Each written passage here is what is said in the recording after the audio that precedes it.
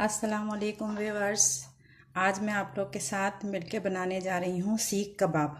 घर के मसालों से बना हुआ सीख कबाब, और उसको मैं बारबेक्यू नहीं करूँगी बल्कि फ्राई करके आपको दिखाऊंगी। ठीक है, उसके लिए मैंने लिया है हाफ केजी बीफ का कीमा।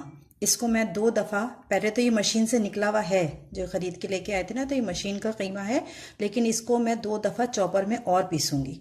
फिर मैं इसको, ये देखें, ये मैंने चॉपर से 2 दफ़ा निकाल लिया तो इसका टेक्सचर ऐसा हो गया, बिल्कुल जैसे आटा गूंदते हैं ना, स्मूथ सा। अब मैं इसके अंदर क्या क्या डालूंगी, मैं इसमें डालूंगी 1 टेबल स्पून पपीता, कच्चा पपीता पीस लिया है मैंने, ये थोड़ा सा कम है।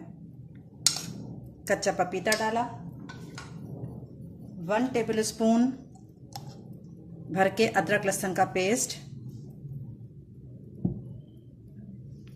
ये 5-6 हरी मिर्चें हैं पिसी हुई, और ये सिर्फ एक अदद प्याज लेके इसको चॉपर में इसी तरह पीस के और इसका पानी निकाल लिया मैंने।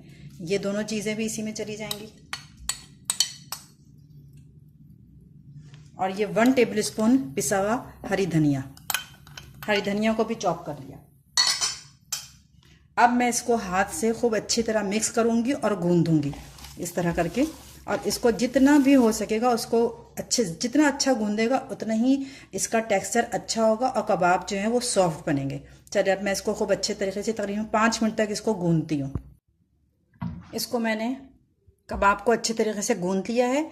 अब मैं इसमें ये मिलाऊंगी 1 टेबल स्पून पिसी हुई लाल मिर्च, 1 टेबल स्पून ज़ीरा, 1 टीस्पून काली मिर्च, 1 टीस्पून सूखा धनिया, और ये 1 पीपली। ये कबाब चीनी और पीपली यूज़ होती है ना सीख कबाब में, तो ये पीपली है इसकी शक्ल ये। अब इनको मैं, ये थोड़े से दुरदरे पिसे हुए, लेकिन अब मैं इसको ग्राइंडर में डाल के, कॉफ़ी ग्राइंडर जो छोटा होता है उसमें इन सब चीज़ों को बारीक पीस के और ये सब चीज़ें कबाब में शामिल करूँगी। तो मैं दिखाती हूँ, जब तक पहले मैं इसे पीसती हूँ।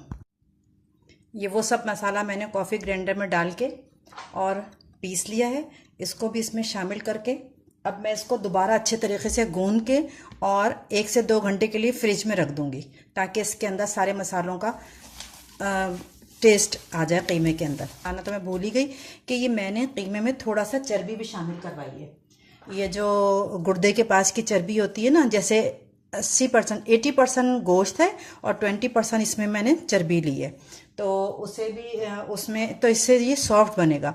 अब ये सारी चीज़ें मिर्चें वगैरह हैं, तो इसलिए मैंने इसको गूंदूंगी इसमें सारा मसाला डाल के, और काफ़ी देर तक अच्छे तरीके से इसको गूंद लेना है, और गूंद के 1 से 2 घंटे के लिए मैरिनेट होने के लिए रख देंगे। ये देखिए व्यूअर्स, अब मैं एक एक को ऐसे लूँगी और इसको सीख कबाब का शेप हाथ से देंगे, इसलिए कि हम बारबेक्यू तो कर नहीं रहे, हम तो ये घर में पकाने के लिए ऐसे ही फ्राई कर रहे हैं। ये इस तरह मैं यहाँ पे रखती जाऊँगी, इस तरह बना बना के सारे इस शेप में बना के फिर मैं फ्राई करूँगी। और मैंने इसको तकरीबन 4 घंटे मैरिनेट किया है। 4 घंटे मैरिनेट करने के बाद मैं अब इसको सीख कबाब की शक्ल दे के और फ्राई करूँगी। फ्राई करने के बाद फिर मैं क्या करूँगी आपको बताऊँगी। पहले सब फ्राई करते हैं, इस तरह हाथ पे एक एक लेके ऑयल लगा के, और इसको सीख कबाब का शेप दे के और फिर इसको फ्राई करेंगे। ये मैं इनको डीप फ्राई नहीं कर रही, शैलो फ्राई कर रही हूँ। जब मैंने शेप दिया था, अब इसको हल्की आंच पे, इसलिए कि कच्चे हैं इसलिए मैं हल्की आंच पे इनको फ्राई कर रही हूँ। ये सब फ्राई होते जाएंगे, फिर हम इसको एक जगह निकाल के फिर हम इसको कोयले का धुआं देंगे, ताकि इसमें बारबेक्यू फ्लेवर आ जाए। अभी हम ये फ्राई कर रहे हैं इसको, और इसी तरह तवे में थोड़ा थोड़ा घी डाल के फ्राई करेंगे। अब सब फ्राई हो जाते हैं तो मैं आपको दिखाती हूँ। ये देखें व्यूअर्स, ये सारे सीख कबाब मैंने फ्राई कर दिए। अब मैं इसमें कोयले का धुआं दे रही हूँ बारबेक्यू फ्लेवर लाने के लिए। एक कोयले को जला के मैंने चूल्हे पे, और इसको रख के इस पर थोड़ा सा ऑयल डालूँगी, ये फ्लेवर आएगा। और मैं इसका हॉट पॉट का ढक्कन बंद कर दूँगी।